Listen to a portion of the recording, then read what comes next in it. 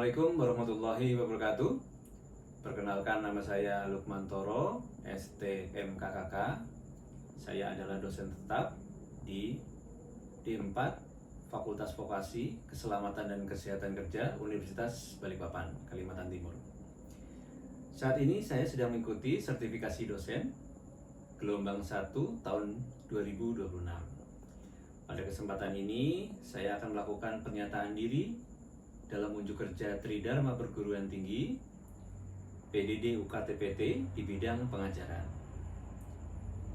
Selama saya mengajar di D4 K3 Universitas Balikpapan, saya mengampu mata kuliah antara lain Audit K3, Sistem Manajemen Mutu, Sistem Manajemen Keselamatan Pertambangan, Manajemen Keselamatan Proses, Sistem Manajemen Keselamatan Kontraktor, dan lain-lain. Pada kesempatan ini, mata kuliah yang akan saya sampaikan adalah mata kuliah Audit Keselamatan dan Kesehatan Kerja. Mata kuliah ini adalah mata kuliah wajib yang diberikan kepada mahasiswa semester 6. 3 SKS, 16 kali pertemuan, 14 kali pertemuan perkuliahan, dan 2 pertemuan berupa ujian, UTS, dan UAS. Adapun CPL dan CPMK mata kuliah ini sebagai berikut. CPL, ada 3 CPL yang relevan dengan mata kuliah ini, yaitu yang pertama CPL 10, yaitu menginternalisasi semangat kemandirian, kejuangan, dan kewirausahaan.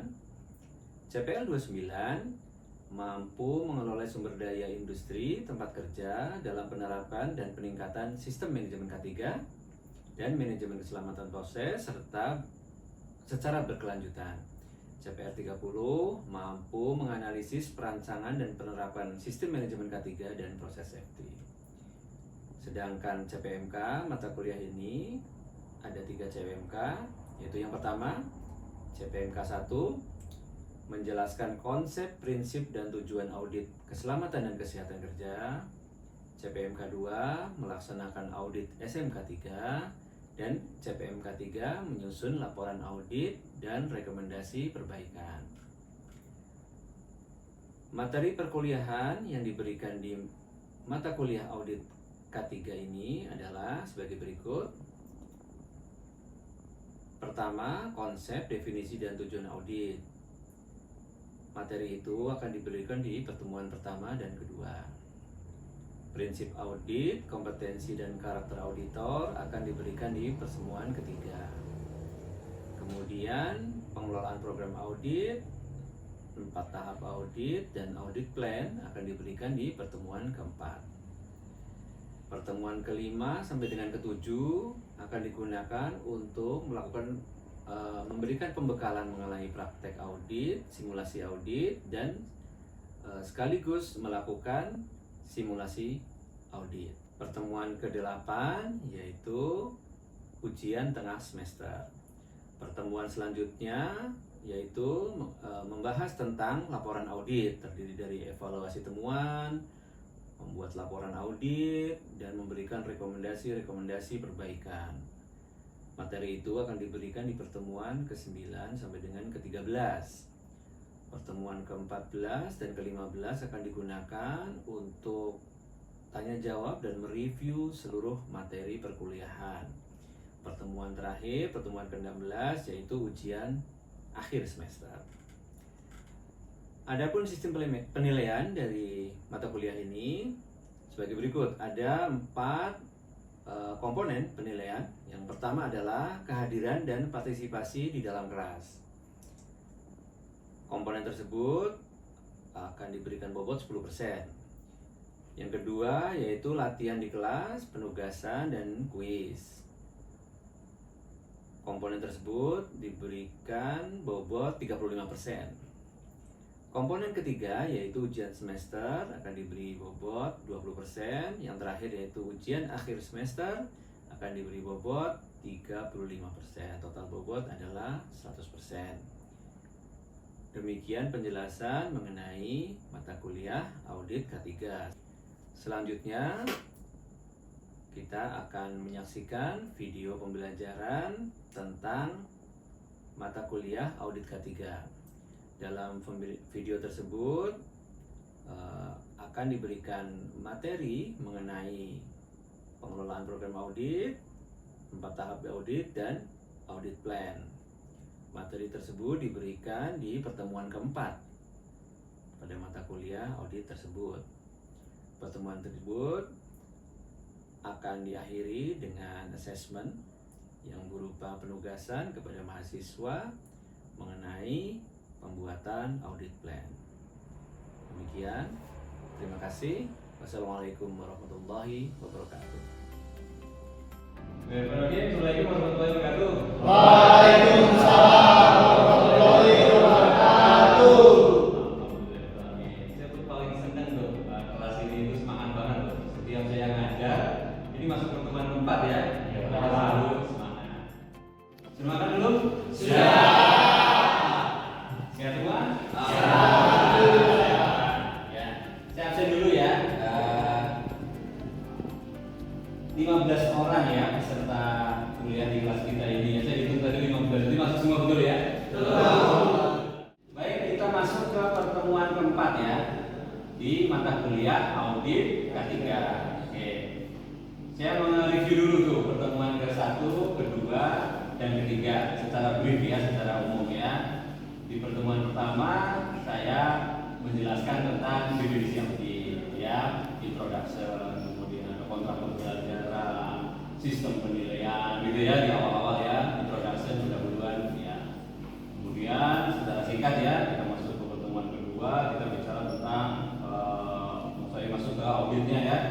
Di situ ada auditor itu siapa, karakter auditor, kemudian masuk ke pertemuan berikutnya ada prinsip-prinsip audit ya. Kita sudah tahu lah prinsip-prinsip audit, kita sudah belajar bersama tentang prinsip-prinsip audit. Nah, hari ini itu masuk ke termasuk inti ya, inti dari mata kuliah audit K3 yaitu kita mempelajari tahap-tahap audit. Ada 4 tahap audit, nanti kita akan sampaikan kepada Anda secara rinci, dan nanti di akhir sesi kita bagi kelompok karena 15 orang pas ya, jadi 3 kelompok ya, masing-masing kelompok 5 orang ya, kelompok 1, kelompok 2, dan kelompok 3. Nanti ada assessment ya, nanti ada assessment tentang membuat audit plan atau perencanaan audit ya. Formnya sudah saya kirimkan ya secara online, jadi nanti Anda tinggal mengisi saja form tersebut. Nah, kemudian selama kuliah ini seperti biasa ya, saya tidak meragukan lagi kelas ini selalu interaksi dengan baik, dan seringkali saya sampai menghabiskan waktu untuk menjawab pertanyaan Anda ya, struktur aktif kelas ini. Mudah-mudahan tetap dipertahankan kan. Baik, kita langsung masuk ke materi keempat ya, pertemuan keempat ya, minggu keempat. Kita bicara tentang tahap audit ya. Sebelumnya saya mengingatkan ya bahwa nah, rujukan utama kita ini ya, ISO 19011. Ini adalah standar internasional terkait audit. Audit K3, audit lingkungan, audit mutu, semua merujuk ke ISO 19011 ya. Secara internasional diakui ya, ISO ya. Di ISO khususnya di sini Pak ya. Nah, itu mengeluarkan salah satu standar namanya ISO 19011 ya. Itu guidelines for auditing management systems ya. Yaitu membuat audit plan. Nah, itu yang nanti kita akan latihan bersama membuat audit plan, karena itu sebuah skill ya. Audit plan itu sebuah skill, knowledge dan skill yang harus Anda miliki sebagai seorang auditor. Ada jadwal audit, ada menunjuk tim audit, ada kriteria audit ya, kemudian membuat undangan audit dan lain-lain. Tahap yang kedua yaitu preparation atau persiapan ya, Indonesia ya. Membuat checklist audit, mempelajari proses di auditi ya. Ada sudah saya berikan definisi ya. Ada namanya auditor. Anda nanti akan menjadi auditor ya. Anda orang K3 akan menjadi auditor. Nah, auditor melakukan audit. Nah, yang diaudit namanya auditi ya. Anda masih ingat ya, di pertemuan kedua saya memberikan penjelasan tentang itu. Kemudian tahap yang ketiga itu performing ya. Performing atau melakukan. Dalam melakukan itu ada namanya opening meeting ya. Kemudian melakukan auditnya auditnya sendiri, ada segitiga audit ya, nanti kita bisa gali bersama. Kemudian terakhir closing meeting ya, closing meeting. Saya jelaskan dulu ya 4 tahap secara brief, nanti kita bedah ya satu persatu. Yang terakhir yaitu tentang reporting ya, reporting. Reporting yaitu membuat NCR atau non conformance report ya, atau bahasa Indonesianya biasanya terkenal dengan nama laporan ketidaksesuaian. Oke. Kemudian membuat summary report. Summary report itu adalah kesimpulan dari audit. Jadi misalnya auditnya menyatakan lulus atau tidak, auditnya menyatakan temuannya berapa. Nah itu ya, itu namanya summary report ya. Ini 4 tahap audit ya. Kita masuk ke audit plan ya. Jadi tahap pertama kan planning tadi ya, masih ingat ya planning. Sekarang merincikan ya tahap pertama. Planning. Ada audit plan namanya. Isi audit plan ada 5 ya, paling tidak at least ya, minimum ya itu 5. Yang pertama auditor tim, itu timnya ditulis di audit plan ya, audit plan. Kemudian ruang lingkup scope, kita mau audit apa? Nah itu harus jelas ya, ruang lingkupnya harus jelas. Misalnya kita mau mengaudit gudang saja, gudang bahan peledak, atau kalau di tambang ada gudang bahan peledak gitu ya, atau kita mau audit workshop, ya apapun ya, kita harus berikan ruang lingkup ya. Atau semua area yang diaudit boleh di situ. All area gitu ya di ruang itu. Kemudian kriteria audit ya, kriteria audit standar referensi ya, seperti misalnya audit kita berbasis ISO, maka kita merefer ke ISO 45001, atau kita berbasis SMKP di pertambangan, maka auditnya ada audit SMKP ya, sistem manajemen keselamatan gitu ya. Itu kriteria atau standar ya. Kemudian tujuan audit. Nah, tujuan audit ditulis di situ. Tujuan audit misalnya untuk proses sertifikasi. Sertifikasi itu adalah proses untuk nanti diberikannya sertifikat kepada perusahaan tersebut gitu ya, atau surveillance gitu ya, atau mungkin untuk melihat kesesuaian ya dengan standar. Jadi itulah contoh-contoh tujuan audit. Kemudian yang terakhir jadwal. Jadwal itu biasanya istilah yang umum dipakai di dunia audit yaitu itinerary ya. Itinerary itu urutan ya, urutan audit. Jam demi jam pelaksanaan audit tersebut, kemudian departemen apa, auditnya siapa, auditornya siapa, nah itu dibuat dalam jadwal audit. Nah, langsung saja karena dibagi tugas kelompok, ini saya berikan contoh ya, contoh audit plan. Nanti ada tugas kelompok, 3 kelompok itu masing-masing nanti membuat audit plan seperti contoh yang saya berikan ya, ini contoh saja ya untuk Anda. Ini contoh, klien siapa, auditornya siapa, skupnya apa, standarnya apa, seperti yang saya jelaskan tadi, tanggal, kemudian reference, tujuan, ya, ditulis di. Apakah selalu harus seperti ini audit plan? Bentuknya tidak. Kalau format bebas. Yang penting isi, ya. Isinya ada berapa audit plan? Ada 5 ya, tadi ya saya sampaikan minimum ya, ada 5 minimum. Bisa ditambah ya. Kemudian ada itinerary audit ya, itinerary audit yang rinci disampaikan di sini. Apakah ada pertanyaan sampai sini? Saya Pak. Oke, Mas Nur silakan. Baik Pak, tadi Bapak sudah jelasin mengenai audit. Nah tadi Bapak jelasin itu ada audit tentang SMK 3 dan juga audit SMKP Pak. Yang ingin saya tanyakan yaitu apa perbedaan dari audit SMK 3 dan juga audit SMKP Pak? Oke, jadi apa namanya SMK 3, SMKP itu adalah dua regulasi.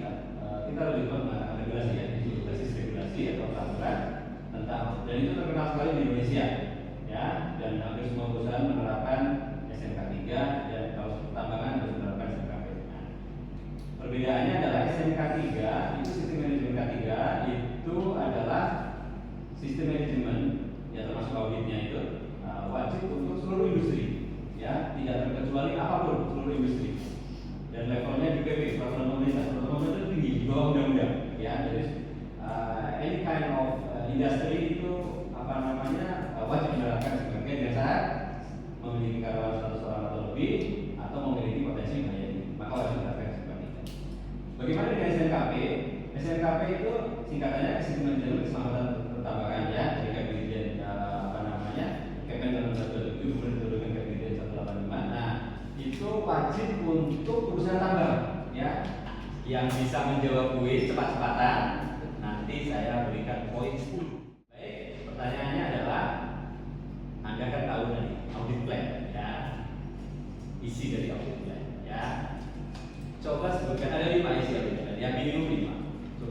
3 saja isi audit plan. Ayo cepat-cepat sudah 2. Wah, Mas Azam duluan. Baik, silakan Mas Azam. Baik, izin menjawab Bapak. Isi dari audit plan yang pertama itu ada auditor in, kemudian yang kedua ada ruang lingkup, dan yang ketiga ada kriteria audit Pak. Oke, 3 ya, 3 cukup 3 ya, ada 5 ya. Benar jawabannya, tepuk tangan. Saya beri poin 10, lumayan poin 10 ya, nanti jadi bisa menambah dari angka kredit nil ya. Oke ya, baik. Nah, sekarang waktunya untuk kerja kelompok. Baik, kita berikan kesempatan kelompok 1. Siapa ketua kelompok 1? Saya Pak. Oke, siap. Nah, Anda silakan maju mempresentasikan hasil kerja kelompok Anda. Agak semangat, berikan applause dulu ya. Assalamualaikum warahmatullahi wabarakatuh. Sebelumnya perkenalkan, nama saya Muhammad Fitrananda Diki Andika dari kelompok 1. Berikut adalah hasil dari kerja kelompok kami, yaitu adalah audit plan. Nah, audit plan ini dari kelompok 1 dilakukan di PT Abdi Makmur Sejahtera dengan standar yaitu ISO 45001-2018, ISO 14001-2015 dan juga PP nomor 50 tahun 2012 tentang SMK 3. Audit ini dilaksanakan pada tanggal 9 dan juga 10 Juli 2026 dengan rincian sebagai berikut. Nah, alhamdulillah kita sudah selesai kerja kelompok. Ya memang singkat ya, tidak ada memberikan. Saya pikir sudah tidak ada pertanyaan lagi ya, karena tadi sudah banyak pertanyaan ya. Kita tutup. Insya Allah pertemuan berikutnya kita akan bicara tentang sesuai dengan perkuliahan kita. Pertemuan berikutnya, pertemuan minggu 25 yaitu kita melaksanakan simulasi audit ya. Kita akan melakukan simulasi audit, praktek audit langsung di lapangan. Nah, kita akan memilih nanti calon auditinya dan Anda akan mempraktekkan teori yang sudah saya berikan kepada Anda dan Anda sudah praktekkan dengan tugas ya. Nanti ada praktekan itu next insya Allah pertemuan minggu depan. Baik, kita akhiri pertemuan kuliah kita ini. Alhamdulillah kita sehat walafiat dan selamat. Mari kita berdoa semoga kita bisa pulang dengan selamat. Silakan berdoa masing-masing. Amin. Alhamdulillah. Kita ketemu lagi next week insya Allah. Bila kita berdoa, assalamualaikum warahmatullahi wabarakatuh.